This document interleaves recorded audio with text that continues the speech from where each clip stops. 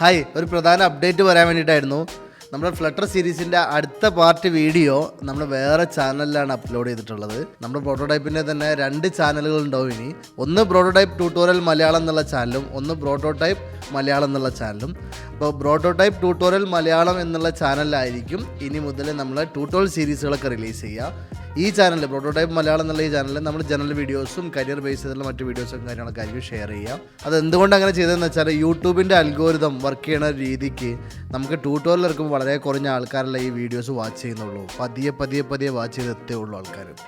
അപ്പോൾ ജനറൽ വീഡിയോസിനുള്ള ആ ഒരു റീച്ചും കുറഞ്ഞുകൊണ്ടിരിക്കുക. അപ്പോൾ ഓരോ വീഡിയോ ഇതിനിടയ്ക്ക് ട്യൂട്ടോറിയൽസ് വരുമ്പോൾ അപ്പോൾ ഞങ്ങൾ എന്ത് തീരുമാനിച്ചു എന്ന് വെച്ചാൽ വേറെ ചാനൽ റിലീസ് ചെയ്യാൻ തീരുമാനിച്ചു. ആ ഒരു വീഡിയോ ഫ്ലട്ടറിൻ്റെ അടുത്തൊരു വീഡിയോ നമ്മൾ ഓൾറെഡി റിലീസ് ചെയ്ത് വെച്ചിട്ടുണ്ട്. അപ്പോൾ അത് കിട്ടാൻ വേണ്ടിയിട്ട് ഈ വീഡിയോയുടെ താഴെ ഡിസ്ക്രിപ്ഷനിൽ ഒരു ലിങ്ക് ഉണ്ട്, അതിൽ ക്ലിക്ക് ചെയ്ത് പോവാം.